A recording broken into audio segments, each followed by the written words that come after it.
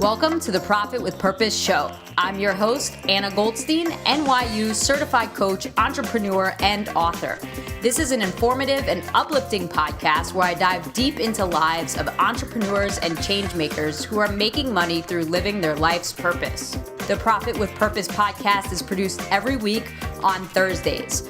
Please subscribe to be the first to get updates about new episodes. All links and show notes are found at annagoldstein.com/podcast. Now let's get started. Listen up with an open heart and mind.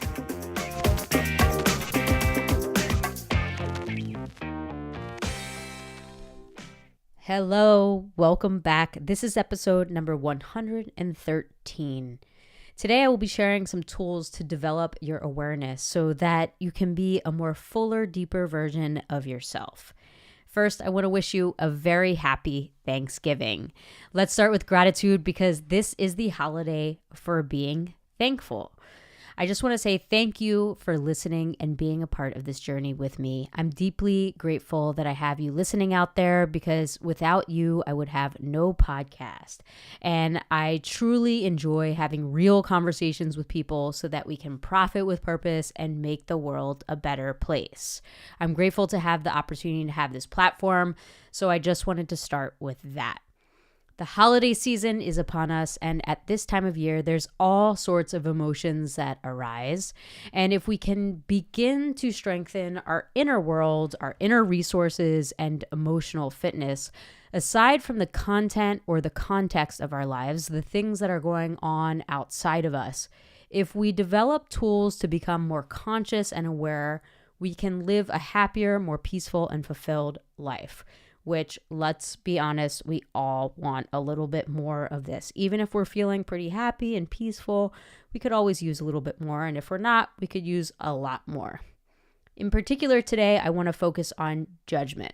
Judgment of ourselves and judgment of others. And how judgment can be a destroyer of our happiness. We might judge ourselves about showing up to another Thanksgiving without a romantic partner, or without pursuing our dream or aspiration of having our own business, or it could be about our weight or health, or whatever we're judging ourselves for what we didn't accomplish this year. The list can go on. We might also judge others, our family for our unmet needs, or wishing others to be different, maybe a boss, and judging the way that others are living their lives. Maybe we think that they should live their lives differently. So when we judge ourselves or others harshly, we might also notice that there's this little bit of anger there, or maybe a lot. So I think of judgment and anger as best friends because often anger is a byproduct of judgment. So we can just notice that. And then there's the ultimate judgment, judging ourselves for judging. And I want to be clear that this is not an exercise to make judgment wrong or make ourselves wrong, because people we can judge ourselves for judging, and that just creates another layer. So what I'm talking about here is the very opposite of making judgment wrong. It's, can we bring loving presence and mindfulness to whatever is arising without judgment? So just noticing and recognizing, and within that space of creating some distance between yourself and the judgmental mind, that we can just begin to bring more love that's already within our hearts to the table. So we can create some space without identifying with I'm judgmental person, to create some space that there is judgment there, but I am not judgmental.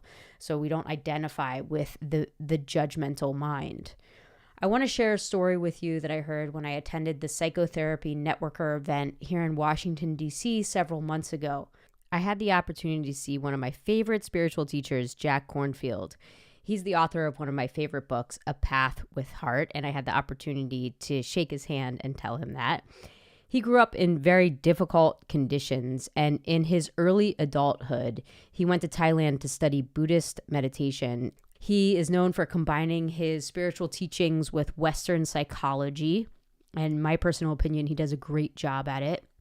So at this event, he told a story and it stuck with me. It really resonated deep within my heart about dealing with difficult sensations and learning to work through some difficult sensations when they arise. So I wanted to share it with you. So Jack Kornfield told a story about a young Marine with deeper anger issues who he worked with to feel into his body and develop some mindfulness practices as a way to become aware of when his anger was triggered. And through coming back to his senses, this Marine, he was able to create a conscious space in which all his reactions could be experienced from enough distance to allow a sort of loving calmness in the midst of his judgment and anger. So here's how the story goes. The Marine was at the supermarket at the end of a tough evening. The lines were long, and a couple of people ahead of him was a woman holding a baby with too many items in her cart. This triggered his anger immediately, and his mind raged with angry assessments. I'm exhausted. These lines are ridiculous. She shouldn't be in the express lane, but of course she doesn't even think about where she is. To make matters worse, this woman hands the baby over to the cashier. Another woman cooed and snuggled the baby, and so the line was held up even longer. And the Marine suddenly realized, oh, this is anger. And he started to breathe deeply, sense his tense body contracting, observe his pain and anguish, and become aware of the stories he was telling in his mind. In a few moments, something in him started to relax and open. He looked out again and saw, oh, he's actually a cute kid. When he got up to the cashier, he said, that was a cute little boy. Oh, did you like him? Said the cashier. He's my boy. You see, my husband was killed in Iraq last year, so now I have to work 2 jobs. My mom takes care of him and she brings him in so I can say goodnight to him. This story makes me quite emotional because we're so quick to judge, to come to decisions or conclusions, whether it be about ourselves or others, especially at a busy time of year.